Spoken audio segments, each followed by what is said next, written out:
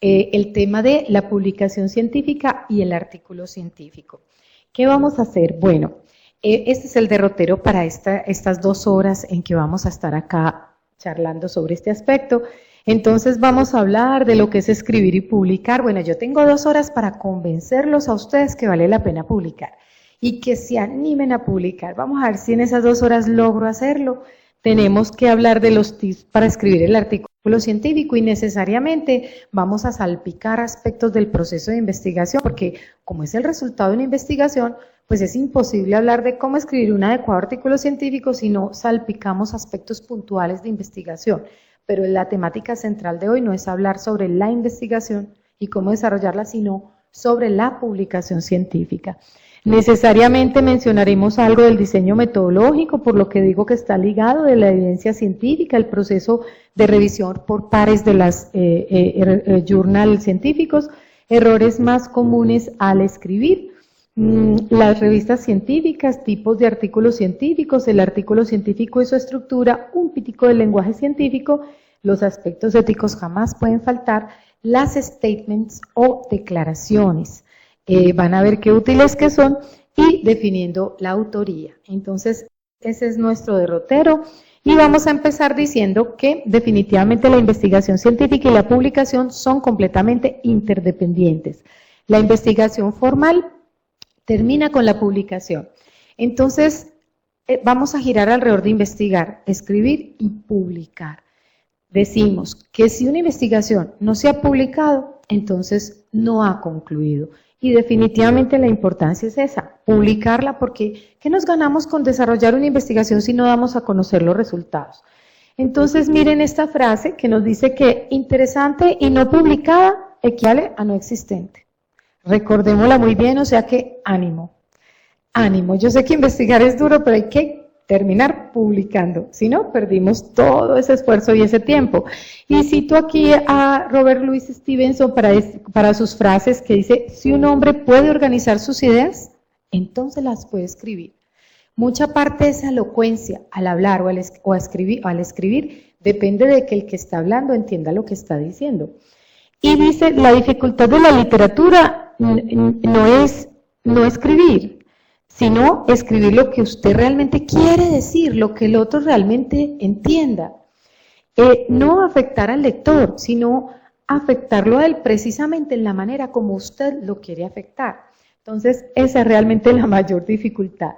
Hay unos errores fundamentales al escribir, vamos a repasarlos para mirar y no llegar a cometerlos. Como la presentación les queda, pues uno cuando está escribiendo un artículo puede venir a manera de lista de verificación a revisar a ver si está cometiendo alguno, no conocer bien el tema, de manera que hay que ilustrarse muy bien inicialmente, no sabes quiénes son los lectores y qué quieren, bueno, no todo el público se le habla igual, no sabes cómo usar las herramientas de expresión escrita, no le inviertes el tiempo que requiere, eso cuesta, escribir es duro, entonces hay que invertirle tiempo, preparémonos para eso, escribes para impresionar más que para expresar, esa no es la idea, y tratas de esconder algo de los lectores o pretendes que sabes más de lo que en realidad sabes y no te esfuerzas suficiente. Entonces sí, toca esforzarse. Si queremos escribir, nos tocó esforzarnos. Si no, les digo que de una vez desistan. ¿Te atreves a escribir? No, y entonces es que nos llega y nos pasa esto como, a ver, vamos a empezar.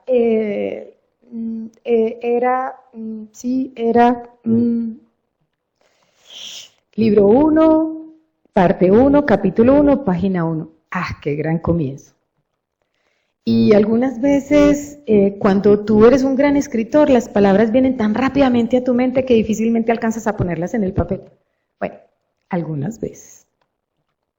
Entonces vamos a mirar 10 tips para escribir el artículo científico.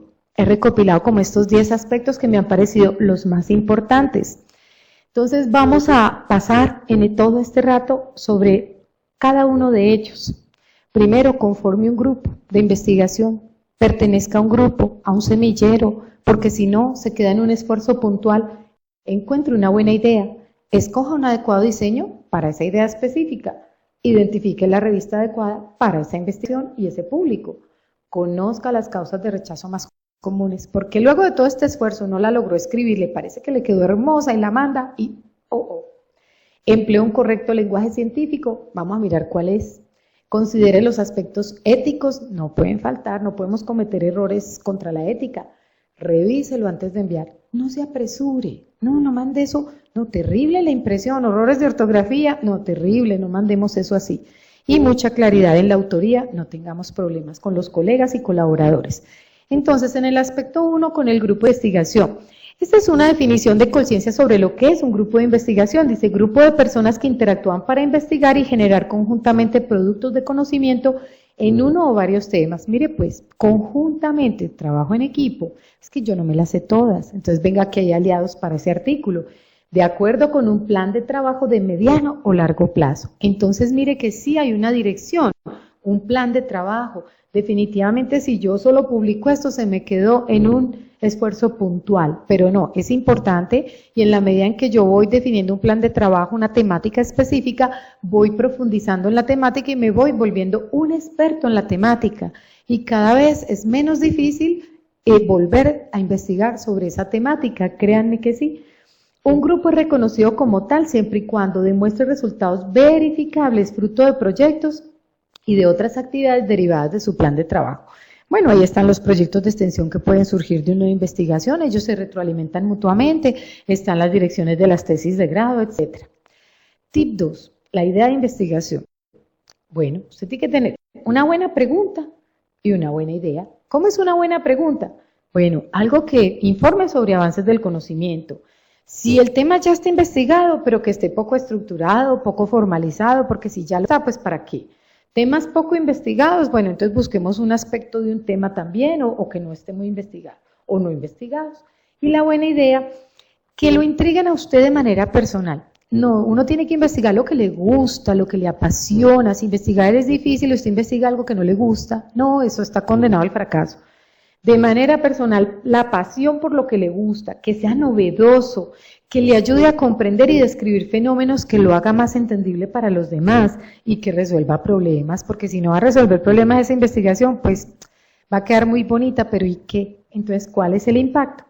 Tercer tip, entonces cuando usted ya tiene una idea de investigación y si usted se encuentra en este punto, usted debe seleccionar un adecuado diseño metodológico y esa parte es complicada.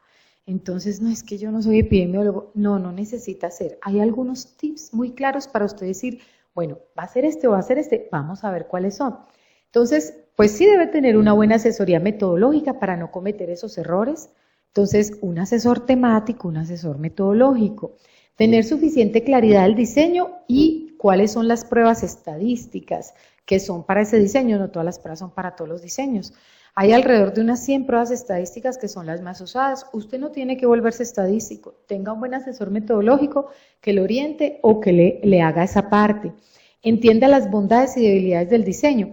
Y aquí es muy importante saberlo de antemano. Entonces uno dice, bueno, yo ya sé que este diseño tiene estas limitaciones.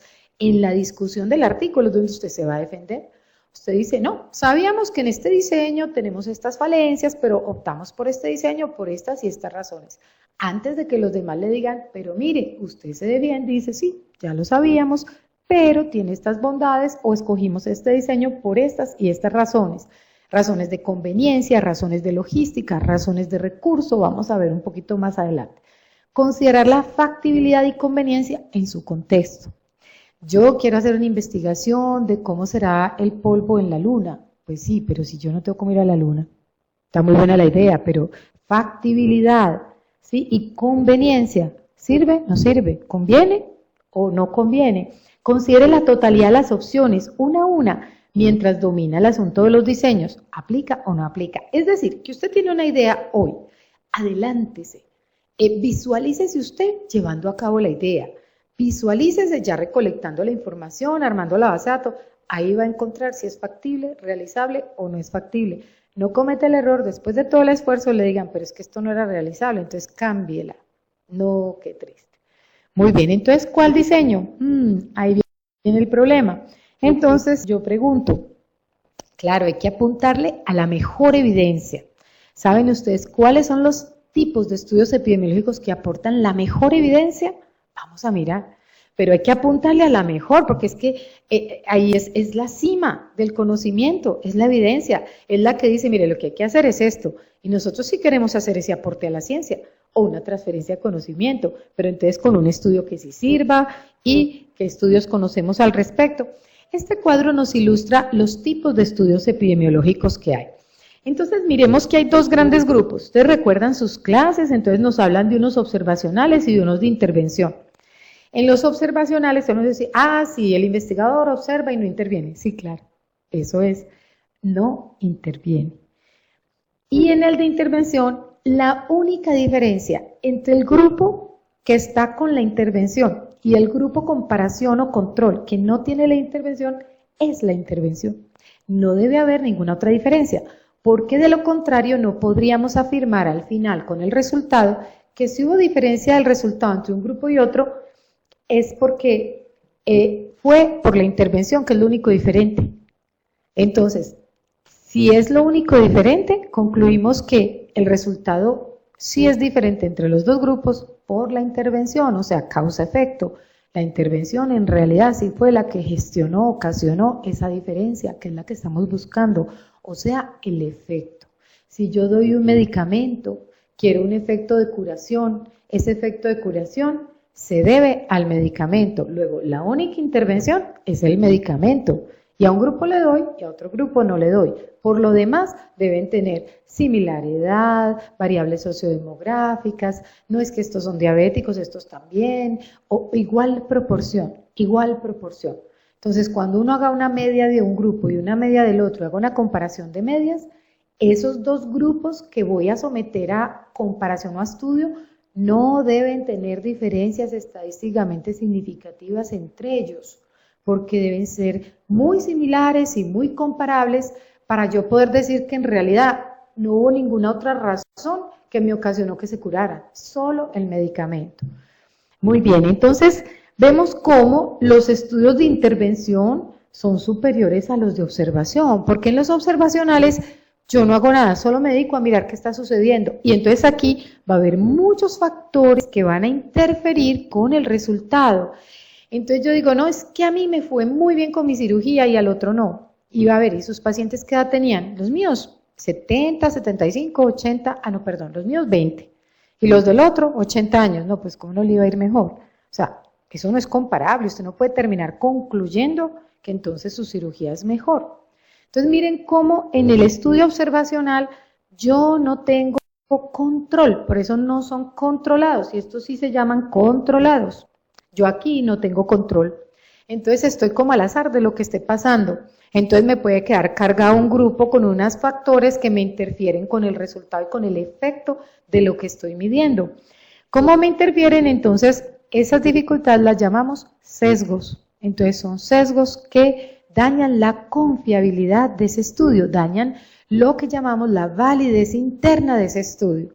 Entonces, si yo quiero escribir una publicación científica de alto impacto, que me la reciban en la revista muy buena, pues tengo que apuntarle a un estudio que valga más la pena, que sea más confiable, que tenga esa validez, que sea evidencia, porque entonces va a ser más fácil que me lo publiquen a que yo diga, no, es que son 10 pacientes y me fue muy bien con ellos. Eso me lo van a rechazar, lógicamente.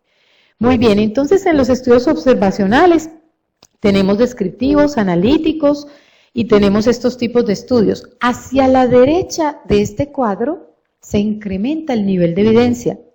Hacia la izquierda disminuye. Claro, si yo hago un estudio donde estoy observando, no intervengo y me limito a escribir, pues ¿qué conclusiones voy a sacar? Ninguna, yo no puedo concluir nada, yo solo escribí. Entonces miremos ya la diferencia entre un estudio descriptivo y un estudio analítico. Entonces todo el mundo dice, el descriptivo escribe y el analítico analiza. Bueno, entonces ¿cuál es la diferencia? Muy importante, el analítico tiene grupo comparativo y tiene asociación de variables. Es decir, que yo uso estadística inferencial, que me permite sacar conclusiones. El descriptivo no. Esa es la gran diferencia. Entonces aquí ya empezamos a entender que una investigación de calidad tiene que ser de corte analítico, porque si yo la hago es para obtener un conocimiento y sacar unas conclusiones sobre unos aspectos. Y si no aplico estadística inferencial, pues ¿qué conclusiones va a sacar? Solo con describir. Entonces, sí es más valiosa. Yo no estoy diciendo que escribir no sea importante. Yo puedo escribir y es importante, pero no es tanta evidencia como las investigaciones de corte analítico.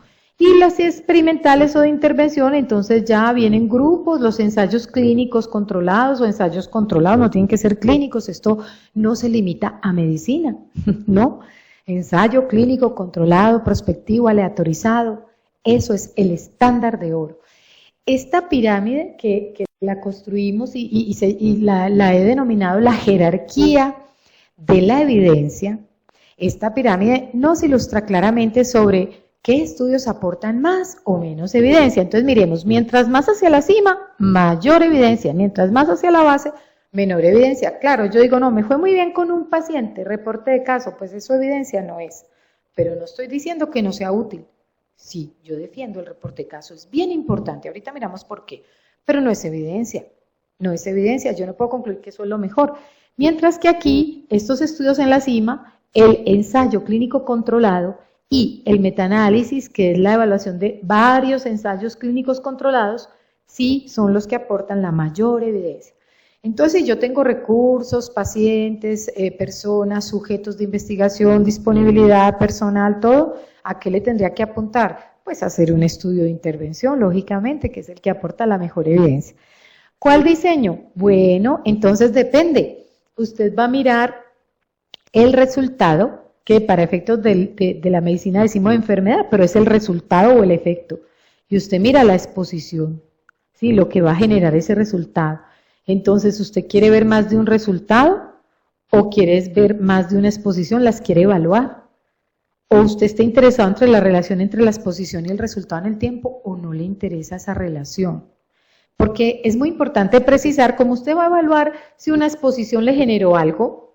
Entonces, si usted la hace simultánea en el tiempo, ¿usted cómo me garantiza que la exposición sí fue antes de que presentara la enfermedad? Si está simultánea en el tiempo.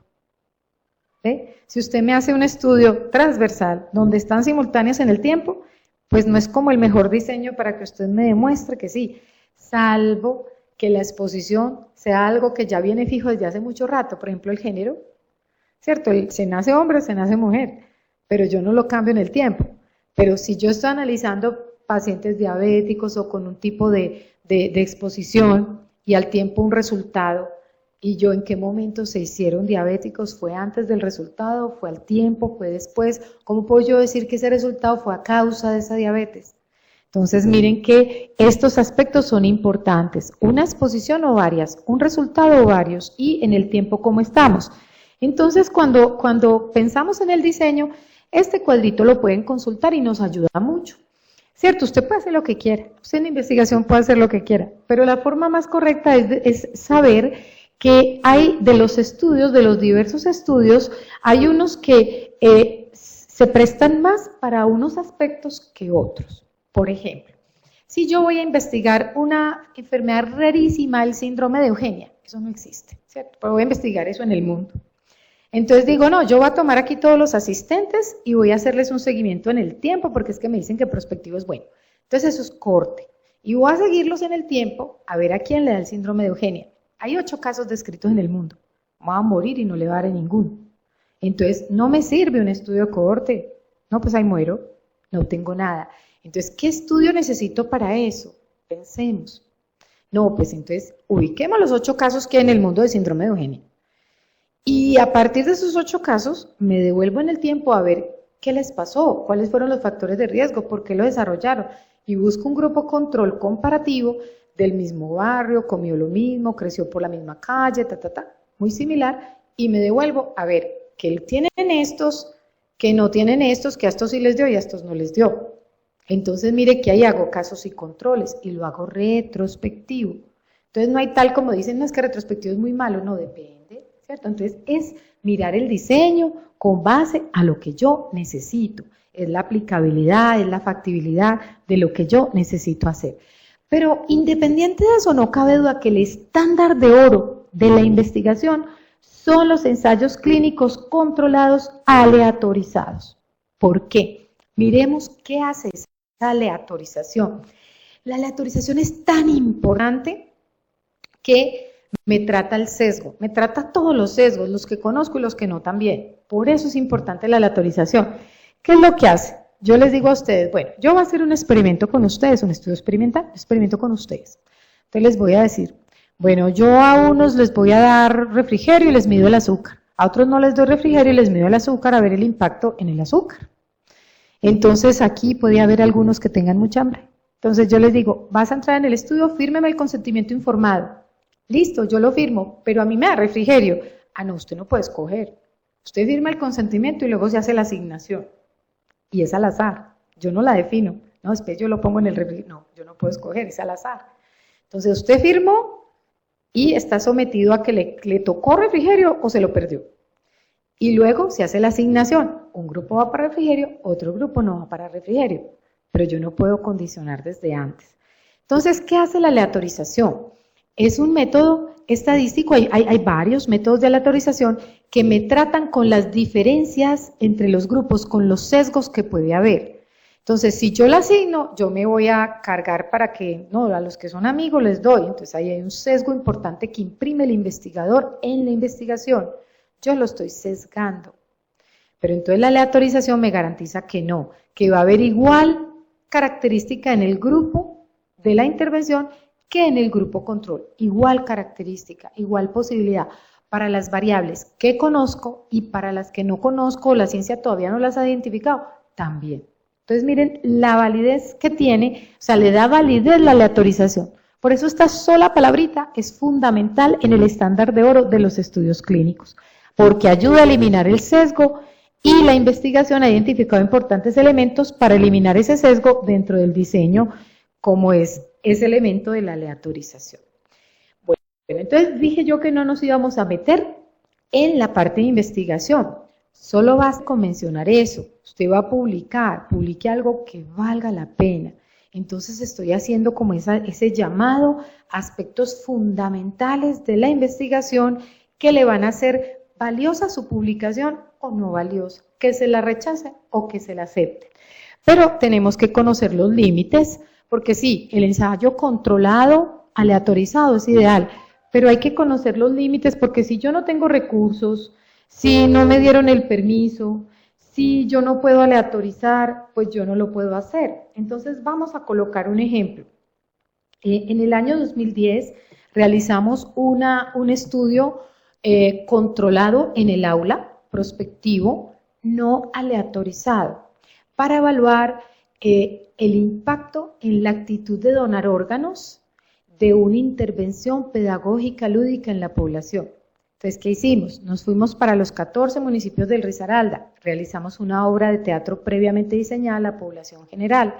Los encuestamos antes de entrar a la obra. ¿Usted donaría sus órganos si se muere? Sí, no, no sabe, no responde. Era un semáforo, no iba más. Hicimos la intervención con la obra de teatro, un conversatorio. Al terminar la obra de teatro, antes de que se nos fuera la población, vuélveme a opinar. ¿Usted donaría sus órganos después de morir? Sí, no, no sabe, no responde. Y medimos cuál era el porcentaje de cambio. Adicionalmente, tomamos una población similar de la misma población y a esa población no se le hizo ninguna intervención y los encuestamos. ¿Usted donaría sus órganos antes de fallecer? Personas que de pronto jamás habían oído del tema. Entonces, sí, no sabe, no responde, y ese era el grupo comparativo. Pero, ¿por qué fue no aleatorizada? Bueno, porque yo no podía llegar al municipio, a Belén Umbría, a Marsella, y decirle, usted no puede entrar a la obra de teatro. Y irme por toda la calle, usted tiene que entrar a la obra de teatro, está obligado. No, no puedo. Entonces, fíjense que es la factibilidad. Es posible, es factible, es realizable, es conveniente. Hay que conocer los límites. No todo tiene que ser entonces, no, es que hay veces que no se puede. Entonces, creo que el punto ha quedado muy claro. Muchas veces les ha pasado, no sé, pregunto, les ha pasado que ustedes leen un artículo científico y no saben qué tipo de diseño es o qué tipo de estudio es. Y uno dice, venga, pero es que aquí no dicen la metodología qué tipo de estudio es y esto qué es al fin. Como a ver en esa pirámide de la evidencia yo dónde lo pongo. Bueno, aquí va el tip para que usted sepa qué tipo de estudio es. Muy fácil, miremos solo 3 preguntitas y con esas 3 preguntitas usted identifica el diseño. Esas preguntitas son, ¿el investigador asignó la intervención? ¿Sí o no? ¿El estudio tiene grupo comparación, grupo control? ¿Sí o no? Y en el tiempo, la exposición fue antes del efecto, o fue al tiempo, o el efecto fue primero y luego nos fuimos a mirar la exposición. O sea, retrospectivo, transversal, prospectivo. ¿Sí lo ven? Entonces, estas son las 3 preguntas, se lo dice. ¿El investigador asignó la exposición? Sí, entonces es un estudio experimental o de intervención. No, entonces es observacional. Si sí la asignó, ¿hizo aleatorización? No, entonces es un ensayo controlado, no aleatorizado. Si la hizo, entonces es un ensayo controlado, aleatorizado.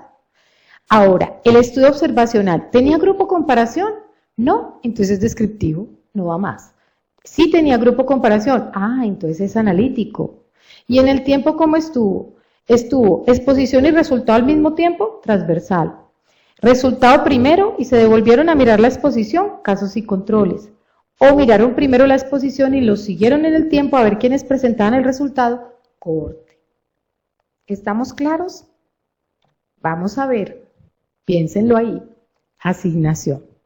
¿El investigador asignó la intervención? Sí, experimental. No, de observación.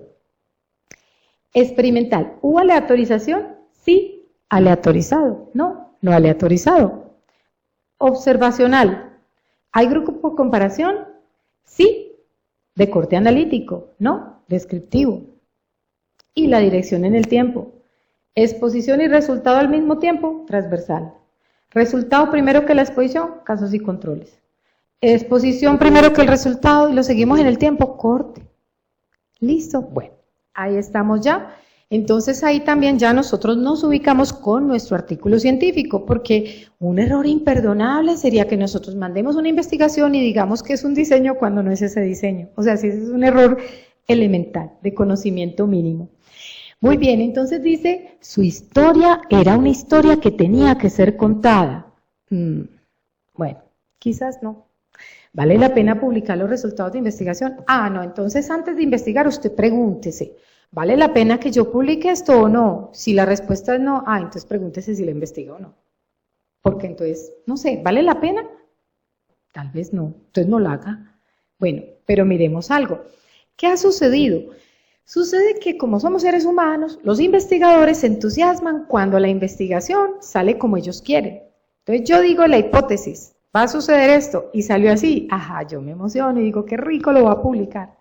Y cuando pasa lo contrario y resulta que no, que la exposición no generó el resultado, yo digo, no. Entonces los resultados negativos de investigación, los investigadores se resisten a publicarlos, no quieren. Pero los resultados negativos de investigación son muy importantes para el resto de la comunidad científica, porque hubo alguien que ya probó que eso no sirve. Entonces, para que no cometamos el mismo error, cuéntenos. Entonces, mire el problema, la gente no quería publicar eso.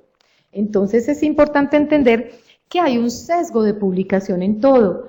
Esto es un funnel plot. Un funnel plot es un diagrama, un simple diagrama de puntos de embudo. Este funnel plot se usa para varias cosas, pero una de las cosas para lo que sirve es para medir el sesgo de publicación.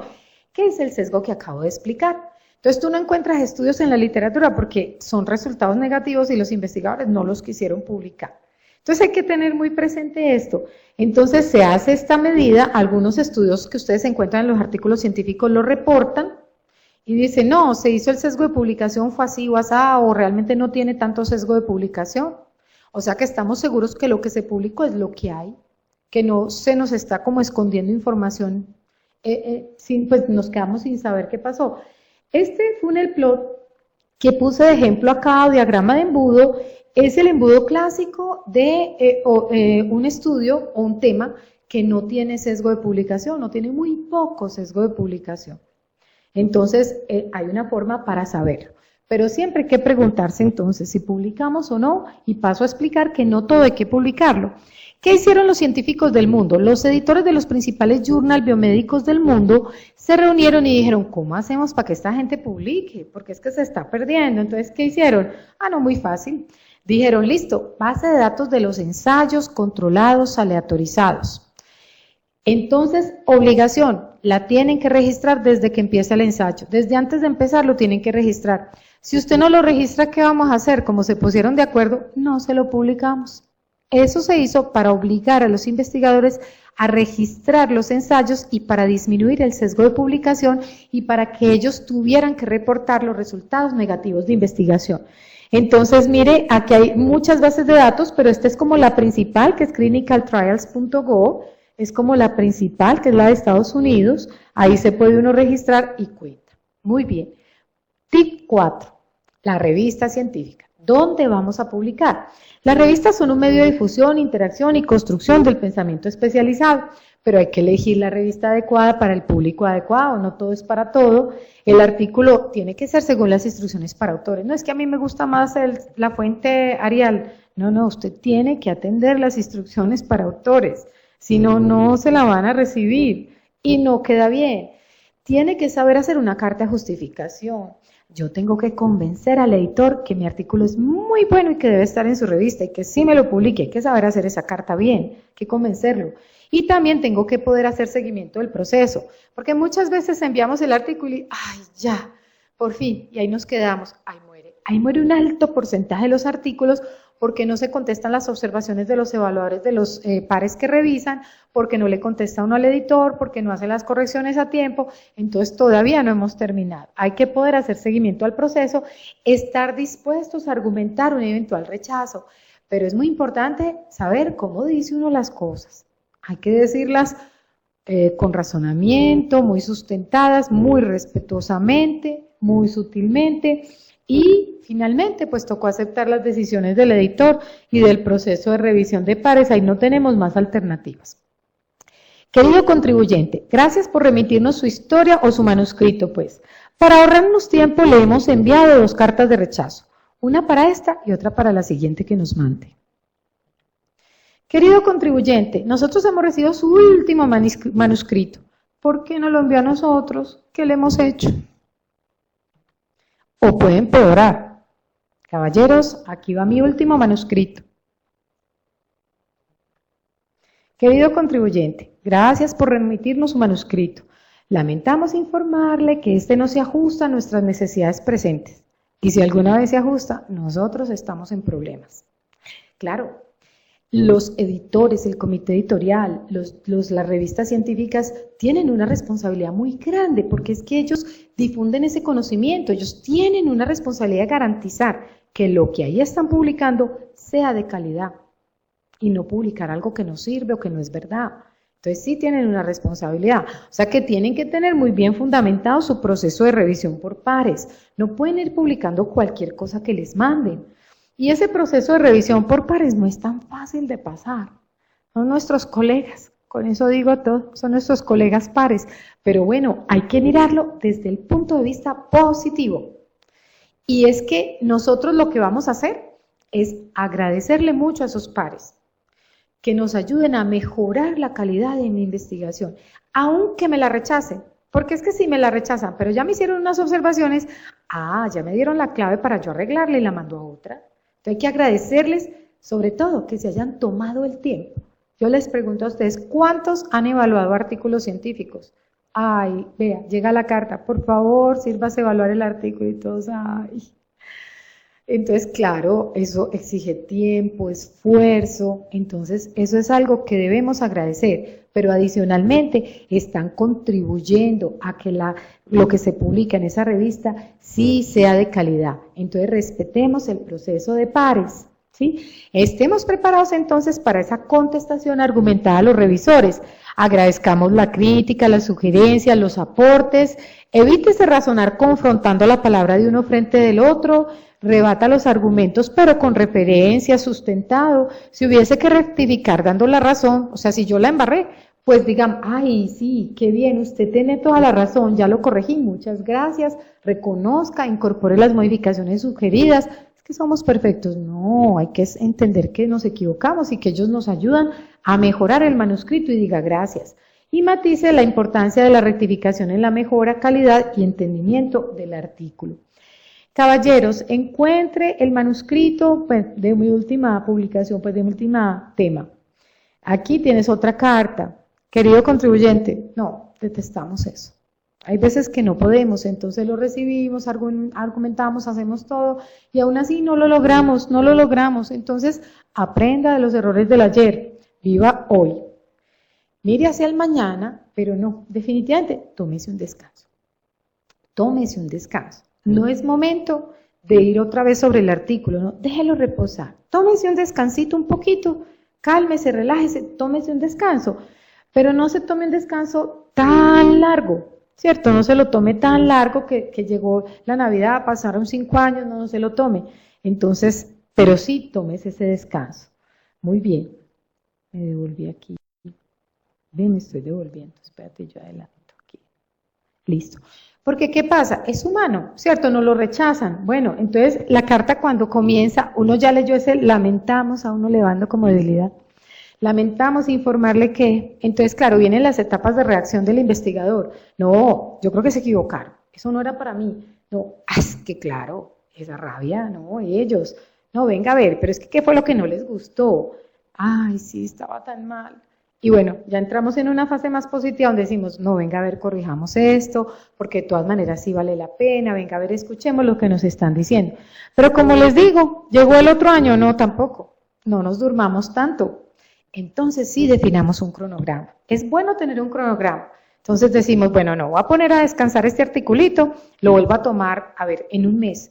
Que lo tenga listo para enviarlo, estoy estimando que lo envío en tal fecha, yo me pongo un cronograma que me ayude a que tampoco se me quede de lado y yo pierda todo lo que trabaja en la investigación, por solo no hacer el último esfuercito. Entonces, a tener en cuenta, pare de escribir antes de que pierda el entusiasmo porque le empieza a coger esa adversión. Infórmese bien sobre el tema, elabore una lista de ideas antes de escribir, esto cuando ustedes vayan a escribir. O sea, haga un derrotero como de ideas nucleares, una lluvia de ideas de cómo organizaría esa estructura de ese artículo. Compongan una sesión y editen otra. Este renglón es importantísimo. Usted no crea que porque terminó de escribir ya lo manda. No, no, dele un tiempo. Métalo al cajón. Vaya, una semanita. Vuélvalo a coger en una semana y léalo. Se van a dar cuenta que cuando ustedes lo leen, ustedes van a decir, yo escribí esto, no, esto no se entiende. Ay, y cometí este error, esto está mal escrito. No, aquí no está diciendo lo que yo quería decir. Lo que pasa es que cuando uno escribe tiene muy claro en la mente qué quiere decir, pero no siempre sabe emplear las palabras. No todos somos Gabo. Entonces, compongan una y edite después. Después cuando vuelva y lo lea. O pídale a alguien que le revise críticamente el manuscrito antes de enviarlo. Pero no se precipite, no termine a las 2 de la mañana del día anterior del límite y lo envía con horrores, errores. No hagamos eso porque da mala impresión y ya luego no nos van a querer mucho en esa revista, ya nos conocieron. Entonces mantenga la calma y retome a los días, vuelva a intentar. Entonces ahí está, él intentando otra vez. Perseveremos. 5. Miremos entonces las razones por las cuales un manuscrito es rechazado. Estas son las razones más importantes en el mundo. ¿Por qué lo rechazan? Porque el estudio es obsoleto, no es original. Porque el tema no es relevante. Porque el diseño tiene problemas y el análisis estadístico también. Porque usted, a pesar de que hizo todo esto bien, no sabe interpretar lo que tiene. Tiene una mina de oro en las manos y no se da cuenta. Porque los evaluadores no son expertos temáticos. Esto también nos pasa. Manda uno al estudio y le dicen cosas que uno se da cuenta que el evaluador no tiene idea del tema. Entonces, difícil. Entonces, ahí está el punto de tener las dos miradas, la del evaluador metodológico y la del evaluador temático, porque los epidemiólogos, con todo respeto, pueden ser muy epidemiólogos, pero no saben de los otros temas. Entonces, son valiosos ambos. La revista no es la adecuada, o la gramática, el estilo, la sintaxis, no, ni qué decir la ortografía.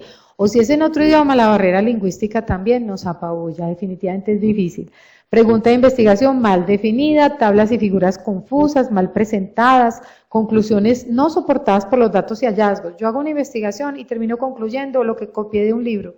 Esa no está soportada por lo que yo investigué. Incompleta revisión de la literatura, autor sin voluntad de revisar y dar respuesta a los evaluadores. Esto es como un 30% más de los artículos que se quedan en que el autor no contestó. Lo envió, hizo todo y no contestó. Entonces recordemos estas etapas, démonos un tiempito para calmarnos y para volver a retomar ese manuscrito. Pero también hay causas de aceptación, miremoslo desde el punto de vista positivo. ¿Qué nos aceptan? Bueno, cuando es importante, el problema es muy frecuente, o está bien redactado, bien diseñado, Ah, una revisión bibliográfica, pero tremenda buena, es original, formuló bien el problema. Muy bien, entonces ahí tenemos que mirar a qué le tenemos que apuntar. Hablemos un poquito de las revistas donde vamos a publicar, las revistas científicas. Bueno, es muy importante que si usted ya se tomó todo ese trabajo, de todo lo que dijimos anteriormente, entonces busque una revista no solo adecuada, sino donde lo vean. No publique en una que nadie lea. Todo ese esfuerzo, no, tiene que hacer que lo vean. Como decimos, ponga el huevo y cacaree el huevo. Tiene que hacer que lo vean, que esté visible. A ver, ¿y esa revista está indexada? ¿Está en bases de datos? ¿Es visible a quién? ¿Está en el mundo? ¿Está en PubMed? ¿No está en Cielo? A ver, ¿dónde está? Entonces apuntémosle a lo mejor para quedar en la mitad, aunque sea algún día. ¿No? Y llegamos algún día a lo mejor también. Entonces, ¿cómo sabemos si una revista es de prestigio, es de calidad, es la más leída o no? Eso nos lo dice el factor de impacto. Recordemos, ¿qué es el factor de impacto? El factor de impacto es una medida del número de veces que cada artículo de una revista es citado. No es que lo miraron, no, lo citaron en otro artículo más adelante. O sea, que es tan bueno ese artículo que lo citaron como referencia bibliográfica de otro estudio, de otra investigación. Citado en promedio en los 2 años siguientes a su publicación.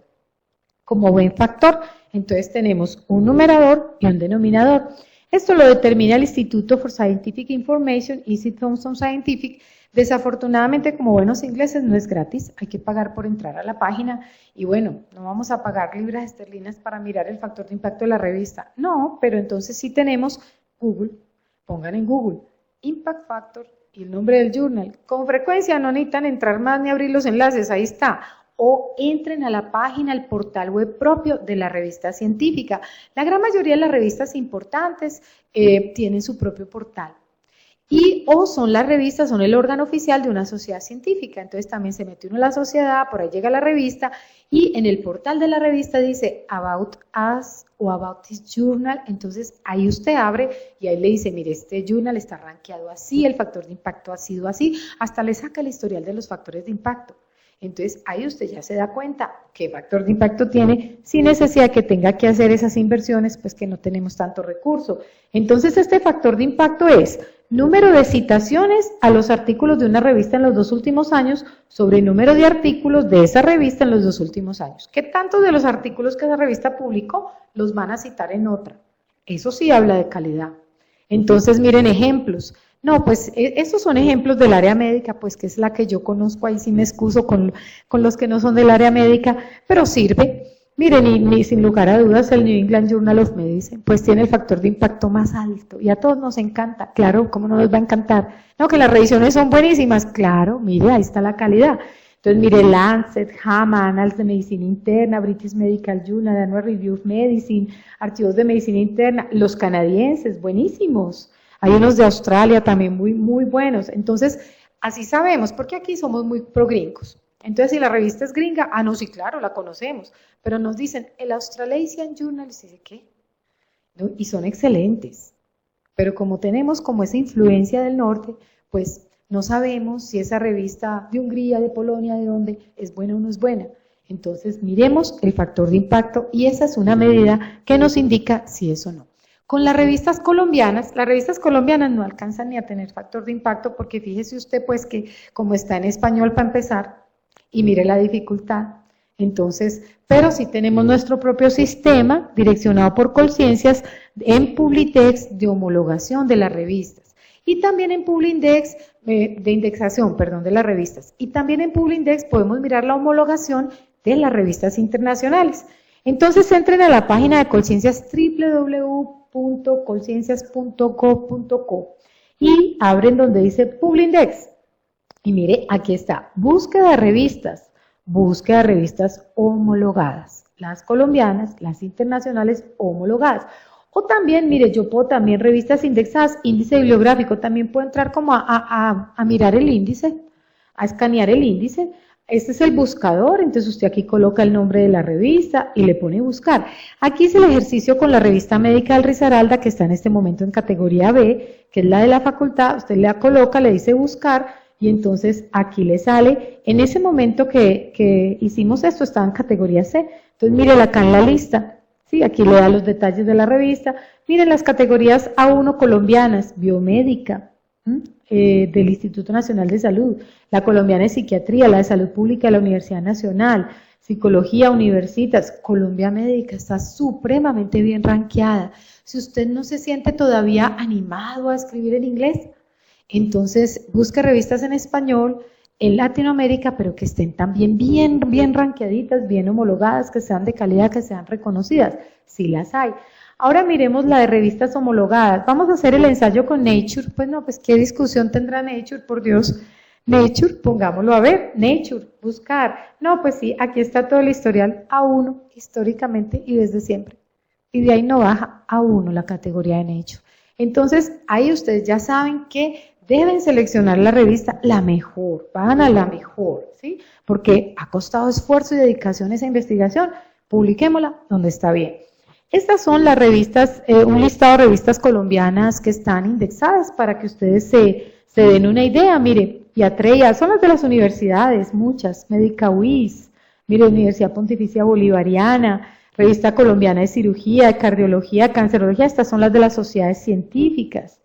Vea, importantísimo. Entonces también, ustedes dicen, bueno, vamos a publicar en la revista de nuestra sociedad científica. Pregunta número 1, ¿está indexada? No. Ah, bueno. Entonces, si usted quiere, publíquelo, ¿cierto? De hecho, pues lo hemos hecho porque toca también apoyar. A ver si algún día la indexamos, ¿cierto? Ha tocado. Pero entonces usted sepa de antemano que esa revista no está indexada y asuma esas consecuencias. Esto puede que para una persona que no trabaja con las universidades no tenga mucha relevancia porque igual va a tener en su hoja de vida una publicación científica, pero los que somos profesores tiene total relevancia porque es la posibilidad de un puntico, 2 punticos que se traducen en un ingreso salarial que nos sigue ayudando, apoyando los esfuerzos que seguimos haciendo. Miren, más revistas colombianas, archivos de medicina, Colombia Médica, Biomédica. Entonces mire que no son poquitas y hay bastantes. Y posiblemente nuestra temática no sea para muchas de estas, busquemos para cuál sí, el tipo de público, y si no, pues vámonos a Latinoamérica si solo es español. Y si nosotros tenemos la posibilidad de escribir en inglés, no, hágase de una a escribir en inglés, lo van a leer más, hágase visible. Muy bien, 6, principales tipos de artículos científicos. Bueno, hay muchos más que estos que puse aquí, pero voy a solo a mencionar estos que son los más importantes, pues porque no nos quedaríamos 3 días. Entonces, el trabajo original que plantea, desarrolla una hipótesis o un problema. El caso clínico, que reconoce un fenómeno como inusual o no descrito. La revisión de tema, que interpreta y ensambla la literatura acumulada. Pero mire, los journals del mundo principales, ¿cómo hacen una revisión de tema, un review? Ellos no es que se lo voy a mandar al New England a ver si me lo publica. No, ellos se sienta el comité editorial y dice, a ver, le vamos a dar en esta revista relevancia a cuál tema. No, vamos a hablar de tal tema, listo. ¿Cuál es el experto del mundo en este tema? Fulano de tal en tal país. Entonces el New England se siente y le escribe, doctor fulano de tal. Le escribimos del New England Journal. Tenga la amabilidad, nos puede dar una revisión de su tema de experticia. Así son los reviews de los journals más importantes. Entonces va uno a la fija de que son muy buenos. Y cartas al editor, las cartas al editor son valiosas, las cartas al editor cuentan, son importantes, no crean, casi nadie las usa. Comunican una opinión sobre hechos diversos a manera de preguntas, reclamos, respuestas, propuestas. No requieren tanto esfuerzo. De pronto sí un poquito más de capacidad de redacción y literaria, pero no tanto como un estudio de investigación formal ya original. Muy bien, tip 6. No nos podemos alejar de la estructura del artículo científico. Entonces, lo voy a mencionar, pero no me voy a meter todavía en la estructura porque voy a agotar los 4 tips que nos faltan y ya luego entramos a mirar la estructura del artículo científico. Pero definitivamente un artículo científico, encontré esta definición, dice, reporte que resume los puntos principales de una investigación científica y tiene estas secciones. Bueno, me gustó más esta otra definición. La exposición clara y convincente de un conocimiento resultado de la investigación científica. ¿Sí? Un investigador científico quizás sea el único entre todos los que desempeñan un oficio o profesión que está obligado a presentar un informe escrito de lo que hizo, por qué lo hizo, cómo lo hizo y lo que aprendió al hacerlo. En el lenguaje científico no se ocultan cosas. Se dice todo claramente, minuciosamente, concreto, breve, sencillo. No escondemos cosas. La palabra clave es reproducibilidad. Recuerden ustedes que lo único que yo le puedo copiar a un artículo científico al pie de la letra sin que sea plagio es la metodología. De hecho, ¿cómo llega el conocimiento científico? Bueno, un científico encuentra algo y lo publica.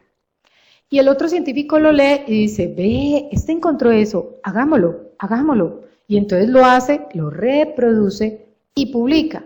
Entonces, de la suma de varios estudios que van diciendo, sí, el sol es amarillo, entonces ya, evidencia, el sol es amarillo. Y así nace el conocimiento científico. Entonces, deben ser reproducibles. La metodología debe ser muy minuciosamente explicada. Ese detalle es importante porque muchas veces no contamos ni la mitad de lo que hacemos.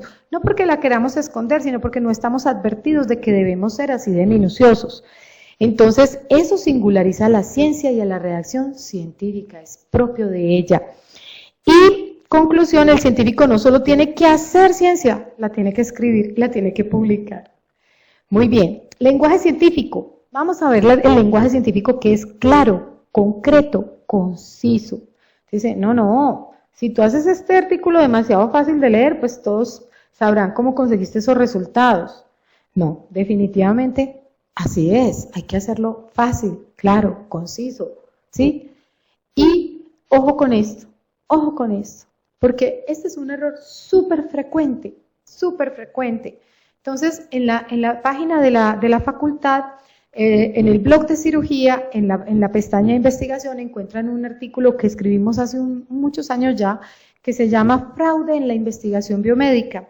El artículo es viejito, pero mire, no ha perdido relevancia ni vigencia, porque habla de los principales fraudes que han cometido los científicos del mundo. Y hay citaciones ahí increíbles a los fraudes, de decir que yo logré que entonces no hubiese rechazo inmunológico de la piel y cogí un ratoncito negro y trasplanté piel a un ratoncito blanco y la adoptó sin rechazo inmunológico y fueron a ver y había pintado con tinta el pedacito. Eso ha pasado en el mundo, es increíble, pero ha pasado. En ese artículo mencionamos esas situaciones que se han dado y también mencionamos, obviamente nosotros no vamos a hacer eso, pero sí mencionamos en las que de pronto incurrimos sin intención o por desconocimiento. Dejar por fuera artículos científicos relevantes sobre un tema es contra la etiqueta de la investigación biomédica, no se debe hacer porque es sesgo, ¿sí? O, por ejemplo, no es que esta frase está tan bonita, copiémosla igual, porque yo no podría escribirla así de bonita. No, pues entonces comillas, cursiva, pero hay que darle el crédito. Cite al autor. Ojo con copiar y pegar. Usted siéntese, lea, ilústrese, ya sabe, domina el tema, dígalo con sus palabras. Pues que yo no escribo así de bonito, no importa, dígalo con sus palabras. Es que los lectores tampoco son Gabo, dígalo con sus palabras. Entonces, corto y directo, al punto. Si usted puede decir algo con 3 palabras, no use 4. Por eso es que usted compone y edita a los días. Cuando usted va a editar, ve, le sobra esto, hagan el ejercicio, escriban una página de cualquier cosa y a la semana vuelvan a retomarla y verá todo lo que le quitan. Entonces, directo y al punto. Entonces, cito aquí a McKerrow, que dice, exponga sus hechos tan sencillamente como pueda, incluso audazmente. Nadie espera flores de elocuencia ni ornamentos literarios en un artículo de investigación. No es un artículo literario, es un artículo de investigación. Y Bechara que nos dice que es que una cosa es la redacción literaria y otra la científica, muy diferente. En la literaria sí se utilizan recursos como metáfora, sentido figurado, vocabulario florido, etcétera. Pero, ¿para qué se hizo? Entretiene, divierte, educa, entristece. Pero la redacción científica solo tiene un propósito y es informar el resultado de una investigación. Comunique el resultado. Claro, conciso, concreto, breve. Breve y bueno, doblemente bueno. Muy bien. No pueden faltar los aspectos éticos, porque también incurrimos en muchos errores por desconocimiento, no por mala intención. Entonces, ojo con los aspectos éticos. Hay que reportarlos, en la metodología es donde se reportan. Que si tuvimos un comité ética que nos lo aprobó, que la investigación, cuál era el riesgo para el ser humano, que si realizamos consentimiento informado, que lo tenemos firmado, que ahí está. Les recuerdo la resolución 8430 del 93, que establece las normas científicas, técnicas y administrativas para la investigación en Colombia. tenemos que obedecer esas normas en ética. Muy importante dentro de los aspectos éticos, la confidencialidad de la información. Entonces ustedes encuentran muchas, digamos, conferencias sobre esto, escritos sobre esto, y dice, identifique la institución. Pues depende. Hay que mirar, hay que ser prudente también, porque si yo voy a exhibir una situación catastrófica que sucedió y que tiene que ver también con la parte ética, de pronto no es tan conveniente mencionar la institución. Acuérdense, en la parte médica por lo menos tenemos unos problemas médico-legales y de demandas muy, muy delicados. Entonces de pronto no es, mencione la institución, no, vamos a mirar. Los nombres de las personas y jamás se coloca. Entonces hay que explorar previamente la conveniencia o no de colocarlo. Entonces no olviden que el comité de ética que dijo, y también generalmente las revistas les piden a ustedes una carta donde diga su participación en el artículo. ¿Cómo usted participó? Entonces su contribución. ¿Qué hizo cada uno de los autores? ¿Cuáles fueron las contribuciones? No, es que todos contribuimos y firmen. No, venga, esa carta no se la aceptamos. No, pero le estoy diciendo que todos contribuimos y firmen. No es que no le entienda que le está diciendo eso. Es que usted no ha realmente demostrado con el lenguaje escrito de qué manera contribuyó. Entonces, en la comunicación tenemos que explicar muy bien, porque usted sí sabe que usted contribuyó, pero el editor no. Entonces, usted le tiene que dejar muy claro cómo contribuyó.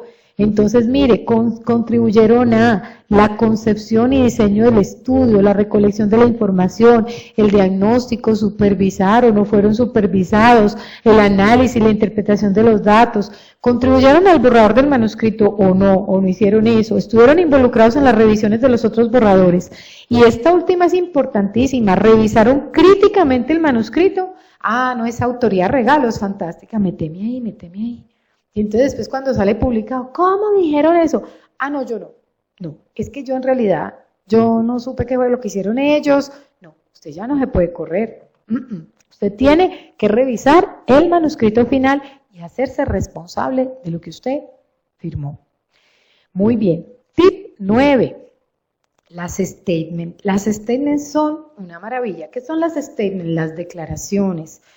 ¿Qué son? Bueno, los principales editores de los journals más importantes del mundo se reúnen, otra vez dijeron, vea, es que nos mandan unos artículos que les falta mucha información, entonces como les falta información uno no sabe si son de calidad o no son de calidad. Mire, este no dice si aleatorizó o no aleatorizó, ¿qué vamos a hacer con esto? Entonces sacaron las statements. Son las declaraciones de cada tipo de diseño epidemiológico. Mire todas las statements que hay. Entonces, por ejemplo, la CONSORT, todas son siglas que significan algo en inglés. Todas son de acceso gratuito para el mundo entero. Y muchísimas de ellas están en inglés y también están en español y están publicadas en varios journals también, para que toda la comunidad científica pueda tener acceso a ellas. Entonces, ¿qué dicen las statements? ¿Cómo se debe reportar un estudio científico? No se le olvide poner esto, no se le olvide poner aquello. Entonces, se convierten en una lista de verificación sumamente útil para nosotros, nos ayudaron con esto.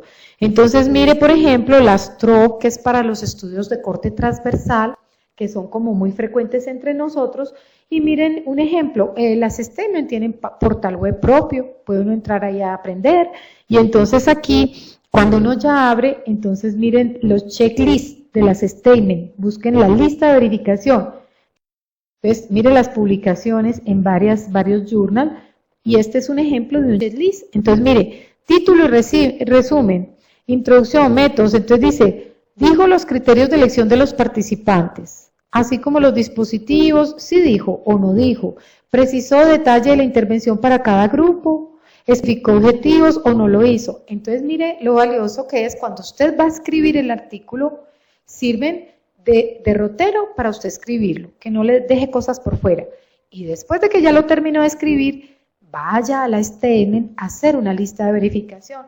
Póngale aquí los chulitos, si dije, y se arriesga menos a que le rechacen el artículo científico. Miren las statements. Tienen muchísimos puntos de cómo se reporta un estudio.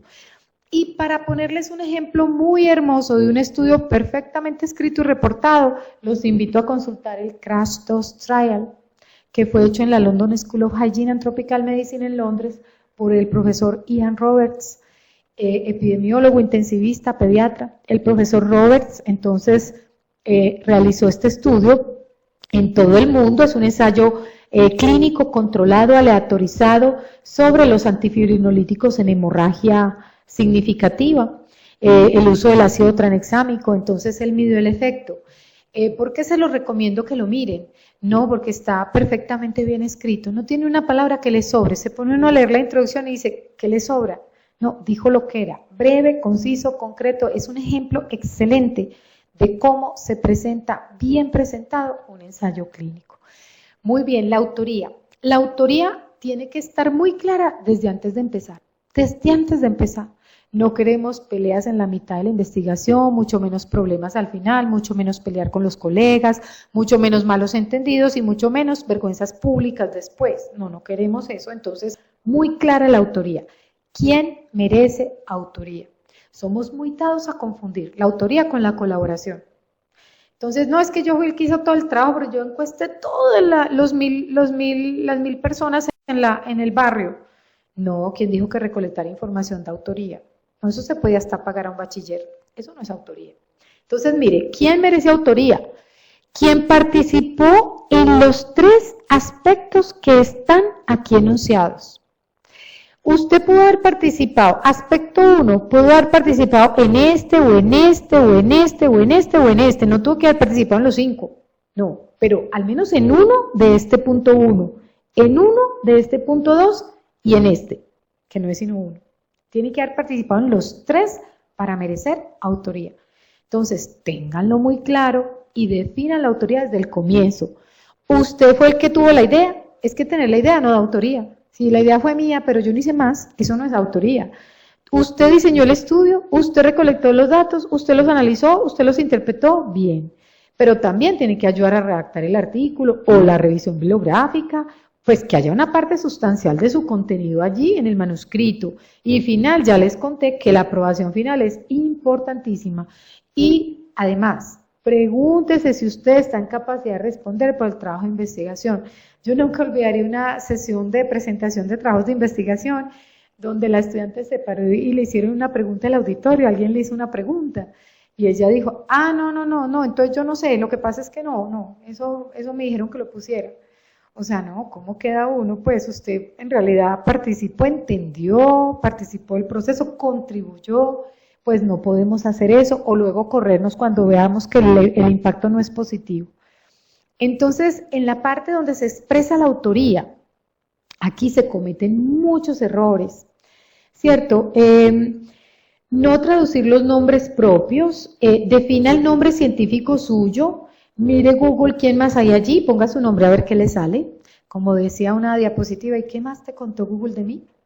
Pónganlo a ver qué le sale, se sorprenderán, ¿cierto? De pronto les salen 3 páginas y ustedes ya están ahí, porque tienen Facebook, porque tienen, bueno, Instagram o quién sabe qué más tienen, ahí aparece todo sobre ustedes. Entonces mire usted si tiene un homónimo, a ver cuál va a ser su nombre científico. Recordemos que en la literatura anglosajona no manejan el apellido materno y la literatura latina es muy de la mamá, entonces nosotros no queremos que nos quiten el apellido materno porque es filial, es sentimental. Pero la literatura anglosajona no lo entiende. Si usted quiere usar su apellido materno, entonces póngale un guión entre el paterno y el materno, ¿sí? Entonces póngale el guión para que los pegue en uno solo y no se lo quiten, porque luego ellos no saben si esos apellidos, si esos nombres, les ha pasado. Ustedes ven esos artículos de los japoneses, uno dice cuál es el apellido, cuál es el nombre, son 3 nombres, no tenemos idea. Entonces, eso es importante que quede claro y que usted no lo cambie. Defina cuál va a ser su nombre científico y úselo siempre. No lo cambie porque entonces cuando usted lo buscan en la literatura científica le van a aparecer unos estudios que puso de una manera y otros que no. Entonces no lo cambie. ¿Y en qué orden? Bueno, esa es la eterna pelea. No, yo de primero, no, yo. ¿Cierto? Entonces, el orden, bueno, en general hay como un acuerdo en el mundo en que el último autor de la fila es el senior, es el autor de más trascendencia y trayectoria y de más reconocimiento en el mundo. ¿Por qué? Bueno, porque como ya está tan reconocido, no tiene que figurar de primero, ya está suficientemente reconocido, debe dar paso a los jóvenes investigadores, al relevo generacional, que vayan los otros de primero. Entonces, ¿qué pone uno de primero? Pues como el de la idea, como el que más hizo, pero como no somos así de generosos el ser humano, entonces, bueno, yo digamos he hecho algo que me ha funcionado y es, pongámoslo en orden alfabético para no pelear, para atrás o para adelante. Sí, bueno, pero entonces hay que también tener acuerdo con nuestros colegas de cómo vamos a figurar. Pero en general, miren que el más importante en la literatura mundial no es generalmente el primero, sino el último. Creíamos que era el primero. Ahora miremos entonces la estructura del artículo científico en que nos estamos basando. La revisión bibliográfica es fundamental, pero aquí yo les doy un respetuoso consejo. Cuando estén haciendo la revisión bibliográfica, desde ahí ya estén visualizando la discusión, estén visualizando la introducción, porque es que uno tiende a revisar la bibliografía y ya, quedó empapado. Y cuando va a sentarse a escribir la discusión, resulta que han pasado 1 año, 2 años, porque claro, mientras recolectó, mientras todo, entonces pasaron 2 años, y usted se sienta y usted ya no se acuerda qué autor dijo qué, cómo hace esa discusión. Ellos se encontraban los mismos hallazgos, esto es más frecuente en hombres, en mujeres, se mostró así, asa, no se acuerda. Entonces, no pierdan ese tiempo, desde la revisión bibliográfica, búsquense una estrategia, armen un cuadrito, fulano y fulano, encontró esto en género, esto, o algo que les llame la atención, que ya sepan que va a ser de utilidad para citarlo en la introducción, déjenlo claro, o si les gusta el papel, claro que bueno, el medio ambiente no que pesar, pero también en el computador podemos hacer llamados de atención en rojo, o resaltar, y lo dejamos ya bien resaltado, de manera que cuando hayan pasado 3 años, nos sentamos a escribir la discusión, no es sino volver a pasar y ya está el resaltado, pero si no lo hacemos, los 100 artículos que leímos, toca volver a empezar a leerlos que ya no nos acordamos. Entonces ese consejo es muy, muy importante para ahorrarles mucho sufrimiento. Entonces es importante una muy buena revisión bibliográfica y ojo el tipo de bibliografía. Bueno, mencionaba tres artículos especialmente que voy a mencionar. Las cartas al editor, el tipo de artículo. ¿De qué se compone? Bueno, aquí queda la estructura de cómo es una carta al editor. Pero la mejor, digamos, como instrucción que podría yo dar sobre una carta al editor es que usted identifica la revista, qué es lo que quiere decir, y váyase a esa revista, y va y le pega una revisadita a cartas al editor anteriores. Y ahí se da cuenta como qué le gusta al comité editorial de esa revista, porque sí hay un componente subjetivo indudablemente en algunos aspectos. ¿Qué le gusta? ¿Cómo es que tienden a escribirla? Mire, no, es que es muy breve, o es que es así, o es así. Entonces, es una buena idea irse a revisarla para uno tener una referencia, pero esta es la estructura de una carta al editor. Miremos el informe de caso. El informe de caso tiene varios pasos. Yo dije que iba a defender el informe de caso. Muchos dicen, no, pero es que eso es un informe de caso. No, ¿cómo así? Pero es que el informe de caso es importante. ¿Ustedes creen que cómo conoció el mundo el SIDA? Por el reporte de 8 hombres homosexuales que compartían los mismos síntomas. Así conoció el mundo el SIDA. Entonces, el reporte de caso es un vehículo para difusión de conocimiento, para advertencia a la comunidad científica. Entonces, mire, importante en un reporte de caso, pues primero encontrar el caso, pero ese caso tiene que ser muy exclusivo, ya vamos a mirar eso cómo es. Identifique quién le va a colaborar. No, el radiólogo que le tomó la placa, el patólogo que analizó la placa, o el que estuvo presente en esto. Escoja el formato de reporte, revise la bibliografía y publique. ¿Cuál es un caso excepcional? Un caso excepcional es la manifestación habitual de un trastorno inusual. Es una enfermedad muy rara, una situación rara, un aspecto raro. O la manifestación inusual de un trastorno habitual. No, eso es muy común, pero es que fue una cosa muy rara. Esos son casos que merecen ser publicados y que son inusuales, que son excepcionales y son apropiados entonces. O una situación que no tenga parámetros de cómo la manejo, cómo la trato. Y si hay varios casos, los puede juntar 3, 4, 5, 8, 20, eso es un reporte de datos. Muy bien. El informe de caso es importante porque decíamos que es vehículo para el desarrollo de la ciencia, atrae la atención de la comunidad a nuevas situaciones, da la alerta en la comunidad científica, permite formular hipótesis. pasó esto, entonces yo, ve, qué chévere, entonces hacer una investigación sobre esto, aquello, le da a usted ideas. No requiere una profunda investigación, no.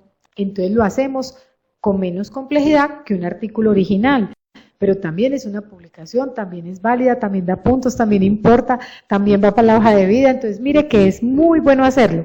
No requiere importante apoyo financiero, apoya el ejercicio clínico porque usted puede presentar nuevos hallazgos, puede contribuir mucho. ¿Cómo es la estructura de un reporte de caso? Un resumen, una introducción, una descripción del caso, pues claro. Pero ojo, pues acuérdense que no nombres propios, hágalo lo más breve posible, claro, conciso, concreto, conciso. Pero póngale imágenes, que una imagen vale más que 1000 palabras, las imágenes transmiten todo.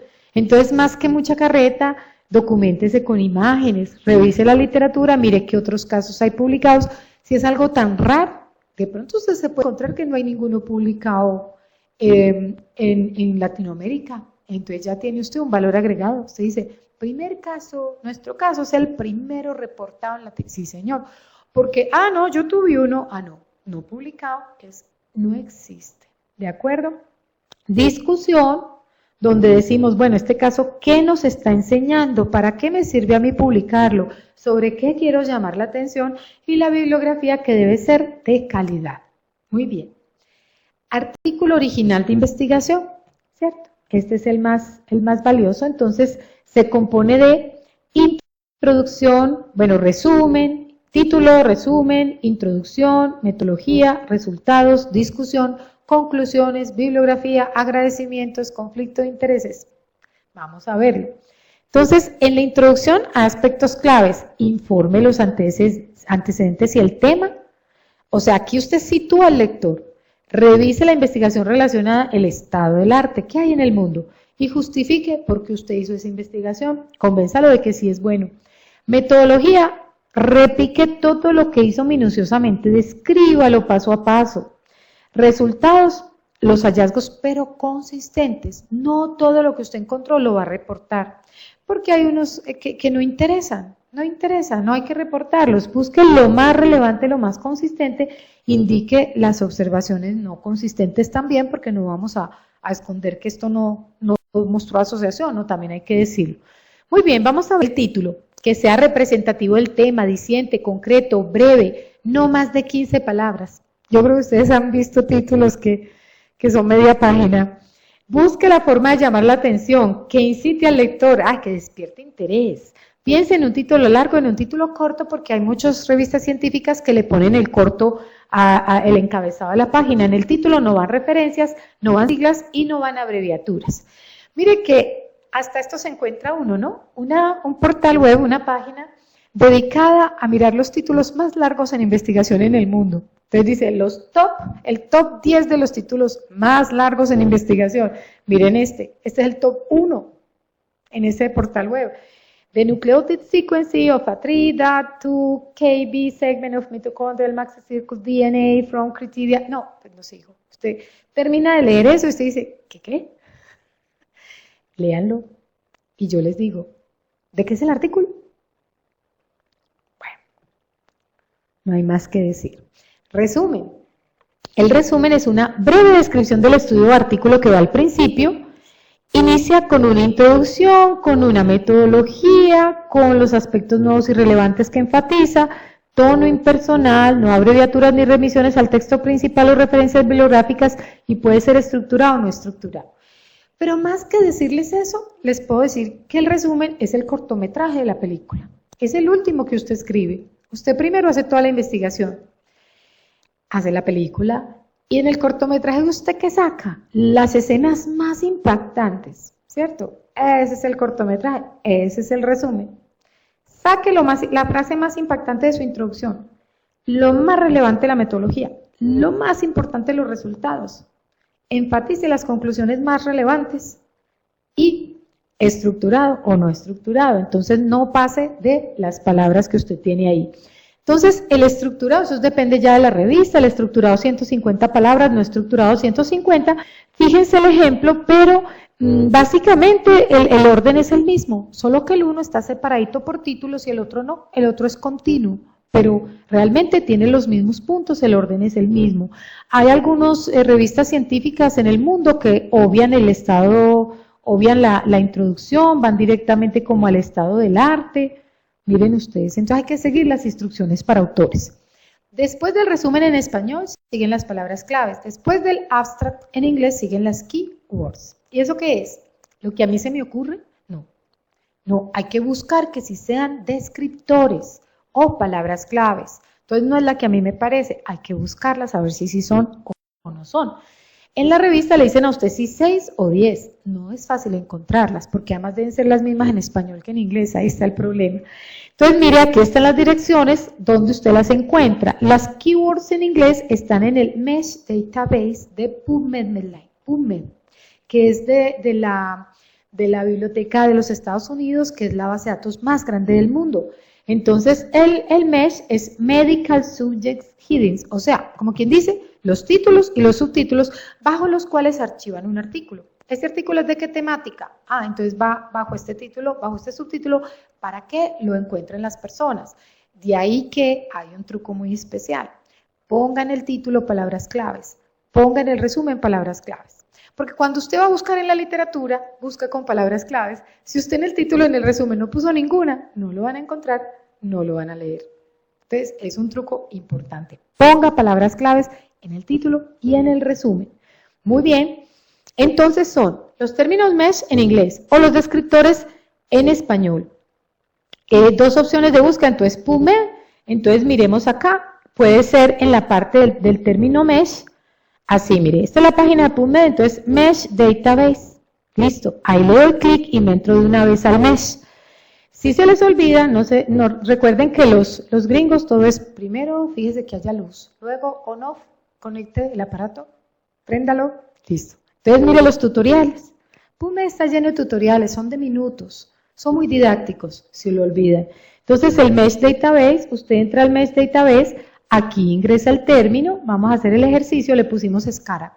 Y como esa es una palabra en español y en inglés, entonces mire, le dijo que no, que eso no es un término mesh, pero le da unas sugerencias similares. Por si hubo un error de spelling o de letreo, me equivoqué, ¿cierto? Entonces ahí me da sugerencias. ¿De dónde saco términos mesh para iniciar la búsqueda? Bueno, de artículos que estoy leyendo, ahí puedo buscar qué términos mesh encontraron ellos, pero por favor verifiquen que sí sean términos mesh porque encuentro unos errores. Entonces le pusimos ulcer, que es la palabra en inglés para escara, entonces mire que ahí sí, mire ahí sí todo lo que me sacó, ¿cierto? Entonces empiezo a ver los subtítulos, úlceras pero de tal cosa, un tipo de úlcera, otro tipo de úlcera, y si abro, aquí empiezo a encontrar los aspectos de cada subtítulo. Miren ustedes, y me muestra las categorías mesh, entonces aquí me va diciendo la palabra que yo debo emplear, esos son los keywords. Y en español, entonces lo busco en la base de LILACS. LILACS es la base de datos latinoamericana más importante, o sea, en español. No olviden que como está Brasil, también hay portugués, entonces siempre fíjense que le pongan aquí español, para no equivocarse, y aquí dice DEX, consulta a los descriptores de la salud, consulta. Entonces, clic, aquí le pongo la palabra y aquí me saca, sí, úlcera por presión, sí es un descriptor en español, entonces ya tengo mi primer palabra clave. Y así con las otras 5 o con las otras 9 que le solicita la revista. Muy bien. La introducción es lo que sigue. Entonces la introducción pasa que me siento a escribir y ¿cómo empiezo? No me llegan las palabras. Me pasa como Snoopy. ¿Cómo arranco? Bueno, arranquemos así. Primero entendamos que tiene el objetivo de familiarizar al lector con el problema y el contexto dentro del cual se formula. Tiene la formulación del problema, la pregunta a investigar, la revisión de la literatura, el marco teórico, la necesidad de la investigación, pero no es así de larga. Usted puede hacer una introducción de 3 párrafos, no necesita más. A mí me gusta hacerla de 5, me gusta más de 5. Y entonces, mire, ¿cómo empezamos? 3 maneras de empezar. Dando cátedra sobre el tema. La contaminación ambiental, empezó dando cátedra. Mostrando la gravedad de la situación. Mueren tantos pájaros a diario por la contaminación de las aguas, terrible, o citando la controversia. No hay acuerdo en el mundo sobre si deberíamos tal cosa o debería. 3 formas de empezar. Arranque así.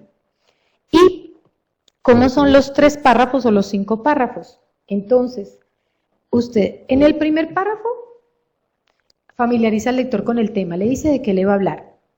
En los 2 siguientes párrafos le dice el estado del arte, qué hay en el mundo, qué se sabe sobre eso. En el 4º párrafo, usted justifica que entonces como todavía no está claro, en el mundo no se sabe esto, usted va a averiguar. Y en el 5º párrafo usted presenta lo que hizo. Entonces usted dice, entonces debido a que no hay claridad, realizamos una investigación, tal cosa y tal cosa. Y ahí pone el punto final. 5 párrafitos le dicen todo en la introducción. ¿Qué sigue? Metodología, materiales y métodos. Muy bien. Entonces, justifique muy bien por qué hay que realizarlo, pero brevemente, qué se sabe, qué no se sabe, de dónde partimos, véalo ahí. Muy bien. La revisión de la literatura tiene que ser fundamental. Hay lo que nosotros decimos, no, es que ese libro es la Biblia en este tema, o sea, entonces no puede faltar, hay que citarlo. Entonces, tenemos que mirar la calidad de lo que estamos citando y de lo que estamos revisando. Muy selectivo a su pregunta de investigación. No empiece en la anatomía, no, es que el artículo no es de anatomía, el artículo ya es de la enfermedad, vaya directo al grano. Incluya su propio trabajo, no, esto sí, claro, si usted tiene una publicación previa sobre el mismo tema, cítese, claro, cómo no, inclúyase, por supuesto. Incluya trabajos de potenciales revisores, no, entonces yo sé que en el comité editorial de la revista donde lo va a mandar está fulano, sería el colmo que yo no le cite el artículo, pues no es estratégico, ¿cierto? Entonces, hágalo. Muy bien, es fundamental entonces esa revisión de la literatura. Metodología. Ya dijimos que era minuciosa. ¿Qué hizo? ¿Cómo hizo? ¿Para qué lo hizo? ¿Por qué lo hizo? ¿Cuándo lo hizo? ¿Dónde lo hizo? Esa es la que responde todas esas preguntas. Debe permitir que sea tan clara, que usted la escribió tan clara que cualquiera la replique. Incluya la población, el plan de muestreo, diseño de la investigación. No, ¿cómo no va a decir cuál es el diseño? Método de recolección de datos, cómo midió las variables, cuáles incluyó, los procedimientos de estudio, bueno, todo eso, las pruebas estadísticas. Bueno, entonces, cuando usted quiera saber si un artículo científico es bueno o es malo, sin necesidad de leer nada más, váyase a la metodología y ahí sabe. ¿Usted quiere tumbar un artículo científico? Va a la metodología, que él encuentra las debilidades, ahí están. Entonces, esto también es el mensaje que le está diciendo a usted que la tiene que escribir muy bien, porque ahí es donde usted se defiende. No, es que fue no aleatorizada, yo me defendí con la donación de órganos. Yo no puedo obligar a la comunidad que asista a la obra de teatro. ¿Sí? Entonces ya expliqué por qué fue no aleatorizada, yo me defiendo. Es clave para la validez interna y externa de una investigación. La validez interna, que hace referencia a la confiabilidad de los resultados, a que sí le puedo creer. Estuvo también diseñada, ejecutada sin sesgos, que creo firmemente que lo que me dice ahí, eso es lo que es. Yo le creo, entonces voy a actuar conforme a eso con mis pacientes, con cualquier situación que vaya a seguir haciendo, con enseñar ese tema, exacto. Y la validez externa hace referencia a la generalizabilidad de los hallazgos. Yo puede que la haya diseñado muy bien, pero si yo, por ejemplo, en la investigación de donación de órganos concluí que sí, que las personas sí cambiaron la actitud con esa obra de teatro, pues puede ser que en otra población interfieran aspectos socioculturales propios de esa población, que sean una barrera para eso, o sea que yo no puedo aplicar mis hallazgos a otra población. Yo no puedo decir que lo que hice con una población rural de Risaralda lo voy a ir a aplicar con la población indígena en Verachamí. Entonces, no son generalizables los hallazgos, pero sí es válida internamente la investigación, pero no tiene validez externa. Entonces, también eso les dice de una vez que si una investigación no tiene validez externa, debe ser reproducida para averiguar si en este sitio también aplica o no aplica. Entonces, ahí justificamos también la necesidad de hacer una investigación. Los resultados comienzan siempre describiendo la muestra, y eso lo ponemos en una tabla 1, siempre están las variables sociodemográficas, género, edad, todo eso, más las propias del estudio. Resultados deben responder a los objetivos, limítese a lo importante, no mencione todo, ya dijimos que no. Únicos datos obligatorios, edad y género, y eso, que si yo voy a hablar de cáncer de próstata, el género no va, entonces mire que no. Emplear tablas y gráficas, claro, es mejor comunicar con una imagen, con una figura. No se le olvide la significancia estadística. Si usted no hizo asociación de variables y la midió con pruebas estadísticas, pues va a ser descriptiva sola. Y bueno, ¿qué validez tiene o qué nivel de evidencia tiene? entonces ¿se la van a publicar? Tal vez no. Este es muy interesante de Rosenfeld, que nos dice que en las diferentes modalidades de comunicar en un artículo científico sirven tienen más contenido o son más precisas o impactan más a la audiencia. Entonces, ¿usted qué quiere hacer con un dato específico? No, yo quiero impactar la audiencia. Entonces ponga el resultado principal con que quiere impactar en un gráfico. En un gráfico. Recuerdo una investigación que hicimos de acoso laboral a los médicos. Claro, lo más importante era, ¿hay o no hay acoso laboral? No, eso estaba ahí en primera plana en un pastel. 60 y pico de los médicos reportaron ser acosados laboralmente. Claro, usted quiere impactar, póngalo en una gráfica. No va a poner un rengloncito eléctrica chiquita. Entonces, mire, esto es importante para usted seleccionar qué dice en el texto, qué dice en una tabla y qué dice en una figura. ¿Y por qué es importante? Porque es que no se debe hacer que usted en el texto dice, luego hace una tabla de lo mismo, y luego hace un pastelito, una figura, un gráfico de barras, histograma, lo que sea, de lo mismo. No, usted no debe repetir información. Breve y bueno, doblemente bueno, no repita información. Escoja o el texto, o la tabla, o la gráfica. Muy bien. La discusión resalta los resultados de investigación de forma global. Usted los explica, dice la relevancia, la interpreta. Entonces, un error común es que en la discusión vuelven y repiten los resultados. Es que esta investigación salió con... No, usted ya dijo eso en los resultados. Ahora diga eso qué significa. O diga por qué a usted le salió así y a los otros 98 autores del mundo le salió al contrario. Diga qué es lo que está pasando allí. Indique las limitaciones de sus resultados. Ahí es donde uno se defiende de las debilidades del diseño, logísticas, metodológicas, etc. Y en las conclusiones indique las implicaciones de la investigación. Promueva futura investigación. Entonces uno dice, encontramos esto, oh sorpresa. Bueno, deberíamos entonces realizar una investigación que nos aclare este otro aspecto que en esta, porque no era el objeto de esta investigación, no quedó aclarado. O de pronto, si usted la realizó, pero el diseño no le daba como para sacar esas conclusiones, usted dice, bueno, es que desafortunadamente como esta investigación no fue aleatorizada, no fue prospectiva, tuvimos muchas falencias porque nos basamos en unos registros, todos incompletos, entonces la conclusión puede ser que usted tiene que realizarla otra vez, pero con un diseño adecuado, que sí le dé validez interna a su investigación. Esa también puede ser la conclusión. Muy bien, discuta entonces todo lo que tenga que interpretar y con los demás. Entonces, por eso les digo que cuando ustedes revisan la bibliografía al comienzo, muy al principio, anoten, porque entonces aquí usted se compara con los demás, relaciona sus hallazgos con los de los otros y ya que se va a acordar uno de los de los otros. Pues uno sí se acuerda, uno dice, no, yo me acuerdo que les dio eso, pero ¿a cuál de los 300 artículos que revisé? ¿Y dónde está para citarlo? Entonces, desde el comienzo, háganlo. Entonces, mire, primer párrafo, lo que el estudio encontró. Segundo párrafo, explique de por qué lo encontró. Muy bien. Terminada la discusión, usted tiene que declarar su conflicto de intereses. Eso es un aspecto ético importante. Si usted le pagan, es conferencista del laboratorio que usted está diciendo que ese medicamento es buenísimo, usted tiene que declarar el conflicto de interés. O usted tiene que declarar que no lo tiene. No tengo conflicto de interés. Entonces aquí hay un punto muy importante para aclarar, sobre todo para la parte de salud.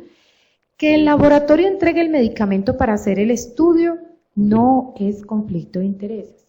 El problema es cuando le da plata al investigador para él. Eso sí es conflicto de intereses. Pero el medicamento no es conflicto de intereses. De hecho, la mayoría de los grandes estudios o trials del mundo, los laboratorios donan el medicamento, ponen todo, porque es que si no hay trials que sustenten que ese medicamento es confiable, o sea, que es eficaz y es seguro, que no va a dañar la salud humana y que sí va a tener un efecto y vale la pena comercializarlo, si el laboratorio no demuestra eso con estudios de investigación seria previos, pues no le dan la patente y no se lo dejan comercializar y no lo puede vender. Entonces, los laboratorios están interesados en que haya estudios. Entonces, es usual, muy usual en el mundo, que el laboratorio pone todos los medicamentos y el placebo y todo, y lo fabrica idéntico, que no se note que es placebo para el cegamiento. Eso no es conflicto de interés. El problema es cuando ya el laboratorio le da platica al investigador, ahí sí. y no nos expongamos a que nos sancionen los comités de ética, la universidad o la revista. Recuerdo una investigación que presentaron y esos datos no coincidían y decíamos, bueno, o fue que no supieron hacer las pruebas estadísticas o están mintiendo, pues aquí no hay de otra, una o la otra.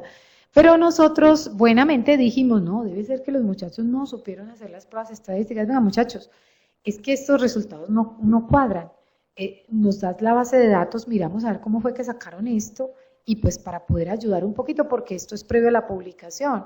No, pues qué furia, no, es que nosotros tenemos por qué entregarla. ¿Por qué?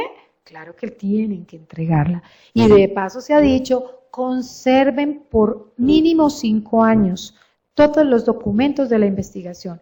A usted le pueden venir a pedir, muéstreme los consentimientos informados, muéstreme los formatos de recolección de la información. ¿Dónde está la base de datos? Claro que se la pueden pedir. Usted no es único rey. Entonces puede tener sanciones del comité de ética, de la universidad, de la institución, de la empresa, de la revista. No pasa del anonimato al desprestigio. Entonces tenga todo eso presente. Los agradecimientos se le dan a las personas que colaboraron de alguna manera con la investigación.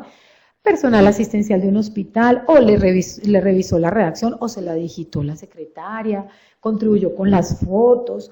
Es bueno agradecerle a las personas, reconocimientos técnicos de las personas que se vincularon, por ejemplo, alguien que contribuyó con el manejo de las muestras, pero es que no contribuyó a los 3 aspectos que les dije, no es autor, no pongámoslo ahí porque es que, qué pena, él fue el que, no.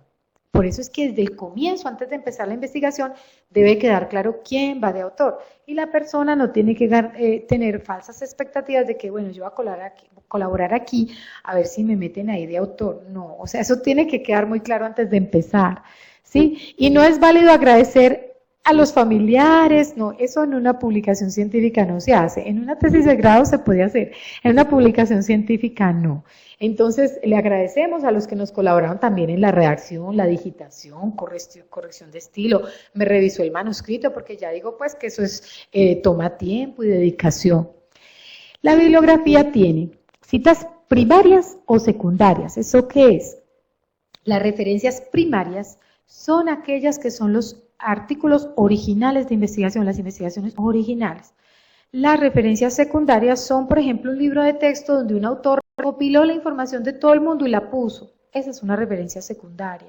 Entonces, claro, son mejores las primarias. No quiere decir que uno no pueda citar una secundaria, no, sí la puede citar, pero cuando usted cita una secundaria, tiene sesgo, porque el autor que escribe la revisión se sesga para lo que a él le gusta. Claro, a mí me gusta lo que dice este autor, entonces yo lo incluyo en mi revisión.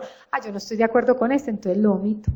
¿Sí ve el problema? Entonces tiene sesgo. Entonces es mejor tener referencias primarias y las secundarias son muy útiles para empaparse del tema si no sé nada, mirar qué dicen, compararse un poquito y sobre todo para buscar las referencias primarias que citó este autor, a ver si me falta alguna de las importantes. Ve, él dijo esto, esta me interesa, busquemos esta primaria, además de mi búsqueda personal en las bases de datos. Las citas actualizadas, pues por lo menos los últimos 5 años. Sí, claro que uno puede poner referencias del año 1960 porque fue el que descubrió tal cosa en ese año. Claro, también hay que citarlo, pero no que todas sean de hace 30, no. Y las normas de citación en el texto, hay dos aprobadas a nivel mundial, que son el estilo Vancouver y el sistema de colocar el autor y la fecha. Entonces, miremos unas ventajas de una o de otra. Pero la recomendación principal es que usted emplee un software de citación bibliográfica. Eso sí es lo mejor, emplee EndNote. ¿Lo tiene? ¿No lo tiene? ¿Lo sabe usar? ¿No lo sabe usar? Bueno, pues les cuento que el momento de investigación 12 de este seminario es enseñar a manejar el EndNote. Entonces, muy importante porque el EndNote le ahorra a usted todos los problemas del mundo. ¿Qué problemas? Les voy a mostrar. El estilo Vancouver es el estilo más usado en el mundo. El estilo Vancouver es el típico estilo del numerito, ¿cierto? Esperen un momentico. El típico estilo del numerito entre paréntesis en orden consecutivo de citación en el texto. Es el estilo de la mayoría de los journals biomédicos. Si usted no usa un software de citación bibliográfica, sino que usted lo hace manualmente, entonces usted pone 1, 2, 3, listo. Muy bien, hasta ahí vamos bien. Y luego atrás, 1, 2, 3, listo. Pero cuando usted está corrigiendo, le surgió otro artículo, publicaron otro que es fundamental y usted lo va a incorporar. Resulta que usted tiene 100 referencias. Entonces, al usted incorporar, se incorporó en la tercera, en la introducción. Casi siempre pasa así porque es en la introducción donde uno la incorpora. La incorporó desde la introducción, le corrió todas de ahí para abajo. Entonces, la cuarta ya no es cuarta y no quinta, la quinta. Pues después usted se le enredó, usted ya no sabe cuál era cuál. Eso se volvió un complique. Entonces, mira el problema de las normas Vancouver. Entonces, recomendación, tengo dos. El software estadístico, el software de citación. Si no lo tiene o no lo sabe manejar, entonces yo le puedo recomendar respetuosamente, bueno, ya les voy a contar qué les recomiendo. Este pedacito aquí es para decir que no todo hay que citarlo. El sol sale todos los días. ¿Dónde cito? Porque si no es plagio, no tampoco. O sea, lo que se presume de conocimiento público no hay que citarlo.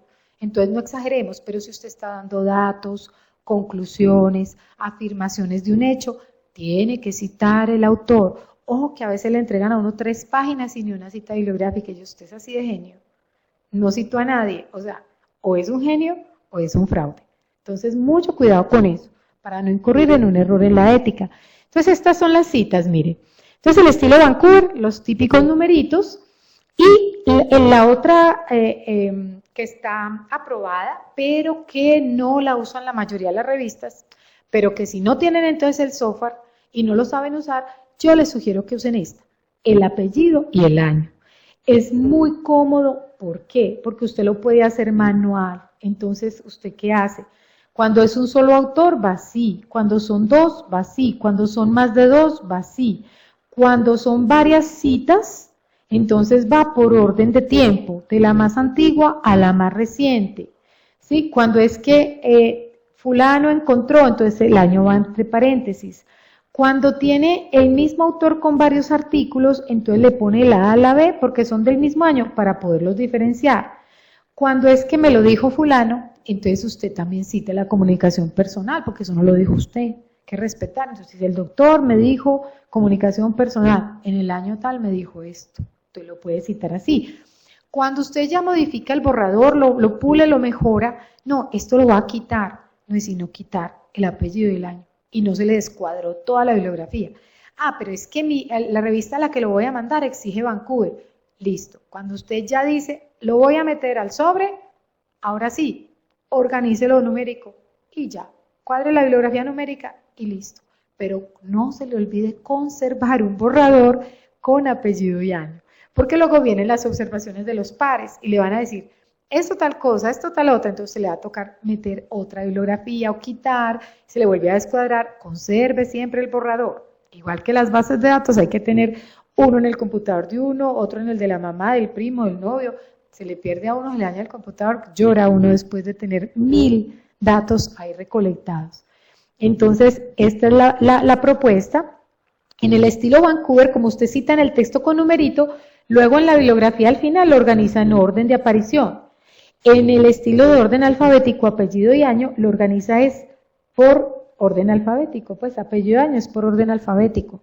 Entonces, ¿qué problema hay que al final, cuando ya lo va a meter al sobre, usted simplemente la numera en orden de aparición y los cambia, y ya, pero conserva el borrador con apellido y año. Espero haberles dado suficientes razones para publicar, pero si acaso no, bueno, es que hay que hacer parte de las comunidades académico-investigativas por motivación científica que nos gusta, por interacción académica, porque permite que fortalezcamos competencias y comunicativas sobre todo, que son muy duras, por los registros calificados de los programas, por recursos, acceder a becas, licitaciones, concursos, va a entrar a residencia, ¿qué publicaciones previas tiene? Va a entrar a un trabajo, ha publicado. Entonces es importante, por visibilidad de la institución o agremiación, porque contribuye a resolver un problema que afecta a personas, o el medio ambiente, o lo que sea que afecte, porque fortalece los grupos de investigación y porque también nos sirve para el escalafón docente y es un factor salarial. Entonces vale la pena. Es emocionante cuando usted ha escrito algo que tú sabes que te quedó bueno. Cuando tú dices, uy, esto quedó como chévere, eso es muy emocionante.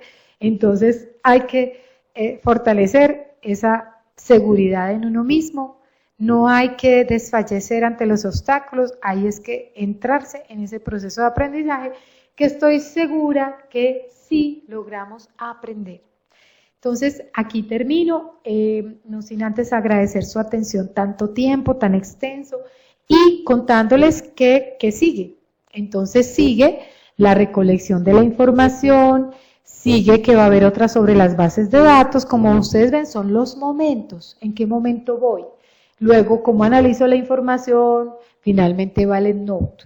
Aquí va a haber otra próxima que es, me faltó anotarla acá, que es la búsqueda bibliográfica, que viene el doctor Carlos Alberto Izaza, farmacólogo reconocido investigador, con grupo de farmacogenética, y les va a dar una charla sobre cómo hacer una búsqueda bibliográfica efectiva.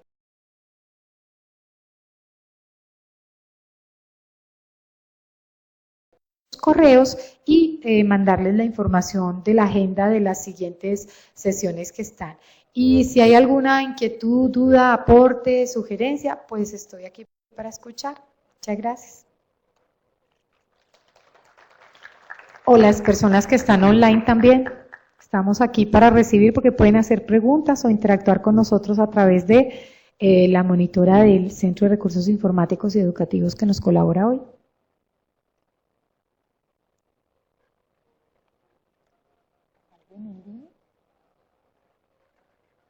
¿Cómo estamos con los de la línea?